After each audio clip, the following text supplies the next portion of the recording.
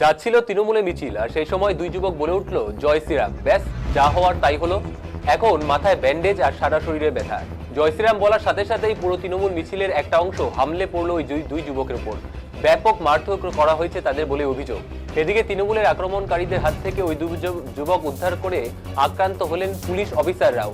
ওই দুই যুবকের দাবি, তারা বুঝতেই পারেনি কোন দলের মিছিল যাচ্ছে। মজার ছলেই জয় শ্রীরাম বলে ফেলেছিল তারা।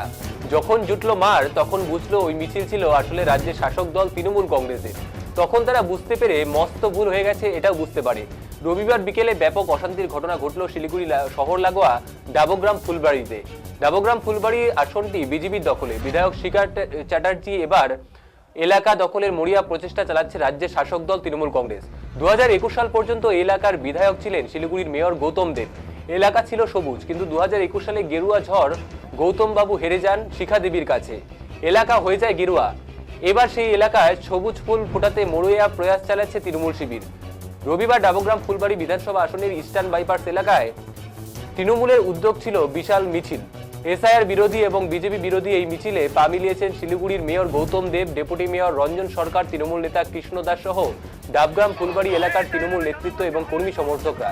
মিছিলটি ভিআইপি মোড় থেকে শুরু হয়ে ইস্টার্ন বাইপাস হয়ে আশিরঘর মোড়ের দিকে এগিয়ে যাচ্ছিল। ঢাকেশ্বরী মন্দিরের কাছে পৌঁছতেই বিপত্তি।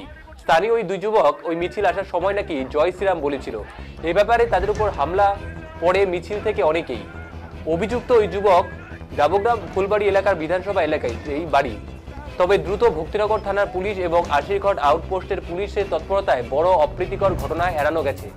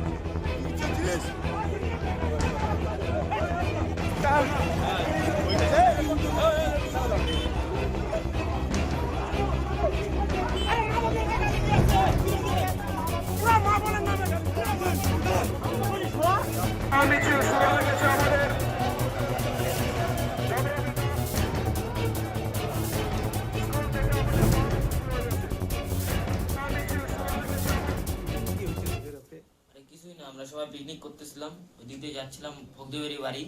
ঠিক আছে, তোমার হলো কি বলো ওইটা ঘোরামার থেকে বাড়ি যাচ্ছিলাম ভগদেবাড়ি। তোমার ওইদিক দিয়ে যাচ্ছিলাম, আমরা দেখি নাই এখন পার্টির লোক ওখানে বলতেছিলাম আমরা জয় শ্রীরাম বলছি, দেখি নাই, তাই সবাই পার্টির লোক এসে আমাদের পুরো মারছে। কোন পার্টি মারলো তোমাদের? টিএমসি। কোথায় ছিল পার্টির লোকগুলো? পার্টির লোকগুলো তোমার হলো ঢাকেশ্বরী ক্লাবের সামনে। ঢাকেশ্বরী ক্লাব মানে ঢাকেশ্বরী মন্দিরের সামনে? মন্দিরের সামনে। আর যাই হোক, মানে তোমরা কি বলছিলে? জয় শ্রীরাম বলছিলে? জয় শ্রীরাম বলছিল। জয় শ্রীরাম বলা সত্ত্বে কারা মারলো? পার্টির লোকগুলো সবাই ছিল। তাদের হাতে কি কোনো ঝান্ডা ফান্ডা ছিল? ঝান্ডা ফান্ডা দিয়ে সব বাইরে উঠছে, আমার মাথাটা ফাটাই দিয়েছে। ঠোঁট ফুলে গেছে পুরো। 6টা সেলাই পড়তো এখানে, কিন্তু পরে নাই, আমি করি নাই। ঠোঁট ফুলে গেছে, আমার পুরো ফুলে গিয়ে মাইটা ফুলাই দিছে। মানে জয় শ্রীরাম বলা সত্ত্বে আজকে তোমাদের গণধোলাইয়ের মতো মারলো? পুলিশ কি এসেছিল? পুলিশ ছিল, পুলিশ তোমাদের সরিয়ে নিয়ে গেছিল। তোমাদেরকে হসপিটালে কে নিয়ে গেল? পুলিশ নিয়ে গেছে। কয়জন ছিল তোমরা? 3জন ছিলাম, একজন চলে গেছে। মানে হাসপাতালে দুজন গেছিলাম। মানে তোমাদের দুজনকে গণধোলাই করছে? যারা করছে সারা সব তৃণমূলের ছেলেমেয়ে? ওখানে কোনো নেতা মন্ত্রী ছিল কি?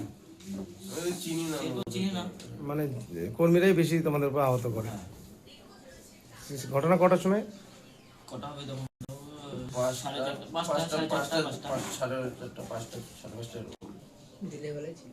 4:30 মানে আজকে দিনের বেলায় এই ঘটনা ঘটছে। জয় শ্রীরাম অন্য কিছু বলনি তো তোমরা?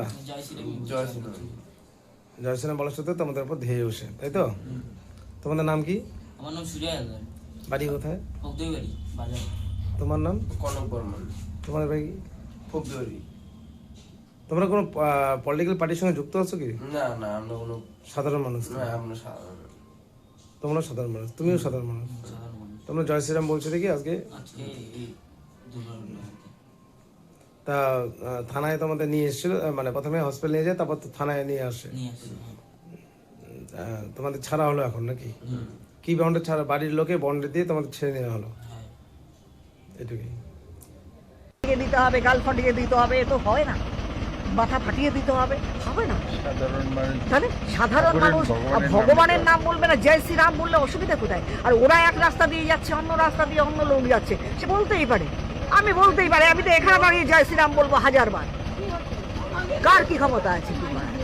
এই জিনিস হতে পারে না, ইমিডিয়েট অ্যারেস্ট করতে হবে। তাহলে কি জয় শ্রীরাম বললে কি অ্যালার্জি নাকি? জয় শ্রীরামে অ্যালার্জি, জয় শ্রীরামে অ্যালার্জি হয়ে গেছে। জয় শ্রীরাম বলাতে তাকে মারধর করা হয়েছে, মাথা ফাটিয়ে দেওয়া হয়েছে, আরেকজনের মুখ ফাটিয়ে দেওয়া হয়েছে। এই জিনিস মেনে নেওয়া যায় না। এটা কি পাকিস্তান? এখানে কি শরিয়তি আইন চালু হয়েছে? এ কি বাংলাদেশ হয়ে গেছে? মমতা ব্যানার্জি এরকম ডিক্লারেশন তো দেননি।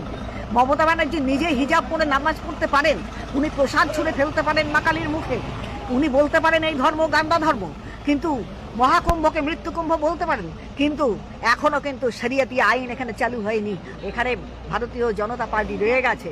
এইটা হিন্দু ধর্মের দেশ, দেশ ভাগ হয়েছিল কিন্তু ধর্মের ভিত্তিতে। এটা কিন্তু হিন্দুদের দেশ।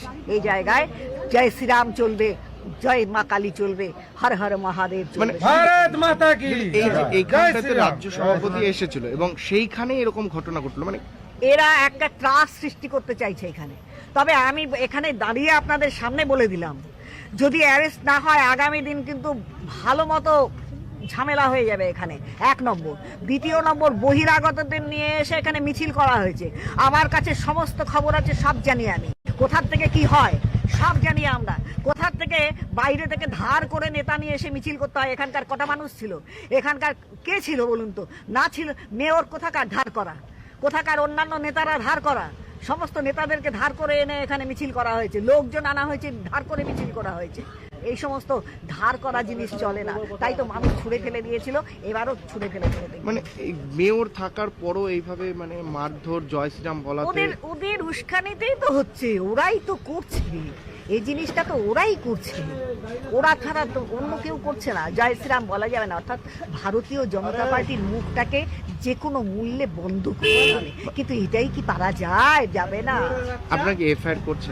অবশ্যই এফআইআর হচ্ছে এবং আমরা 7 দিন টাইম দিয়ে দিচ্ছি, 7 দিনের মধ্যে অ্যারেস্ট করতে হবে। আরেকটা জিনিস দিদি, আরেকটা বিষয় যে তৃণমূল কংগ্রেস যুবর থেকে একটি আপনারই বিরুদ্ধে একটা অভিযোগ দায়ের করলো নিউ জলপাইগুড়ি থানাতে, যে ডাবগ্রাম ফুলবাড়ি এমএলএ কোথায় তাকে খুঁজে পাওয়া যাচ্ছে না। আমি শুনলাম তাই। মানে এইটা আপনি তো সবসময় আপনার এলাকাতে দেখা যায়, তারপরে ওইভাবে না, সে শুনুন, ওদের তো পায়ের তলায় মাটি নেই। ওরা এমএলএ কোথায়? আরে এমএলএ কোথায় এফআইআর করলো? এরকম পাগলের কাজ তো অন্য কেউ ছেড়ে, পাগল ছাড়া করে না। যা এমএলএ কোথায়? এমএলএ নেই। তোমরা মানে দল করছো, তোমরা একটা অন্য দল করছো, তোমরা নিজেরা চিৎকার করে, গলা চিৎকার করে মানুষকে বলো এমএলএ কে পাওয়া যায় না, এলাকায় পাওয়া যায় না। তো সেটা না করে থানায় এফআইআর করলো, থানা বুঝবে আর তারা বুঝবে। এখানে আমার কোনো নেই, কোনো ব্যাপার নেই। আর আমি কোথায় যাব, কোথায় না যাব, এটা আমার গণতান্ত্রিক অধিকার 1 নম্বর। দ্বিতীয় নম্বর, আমার দলের নির্দেশ ছাড়া আমরা ওদের কথা অনুযায়ী তো, তৃণমূল কংগ্রেসের কথা অনুযায়ী তো শিখা চ্যাটার্জি চলবে না। আর বলছে আরেকটা অভিযোগ করছে যে এসআইআর যে ক্যাম্প হচ্ছে ওখানে কোনো সময় সহযোগিতা দেখা গেল না এমএলএ। দেখুন, ওই এসআইআর এর ক্যাম্প হচ্ছে, যেটা নাকি সম্পূর্ণরূপে নিরপেক্ষভাবে কাজ হচ্ছে সেখানে কেন এমএলএ যাবে? ওরা যেরকম গিয়ে মানে অবধের মতো গিয়ে ওখানে ঘেরাও করছে যে আমরা সংবিধানকে শ্রদ্ধা করি, আমরা সংবিধানকে মেনে চলি,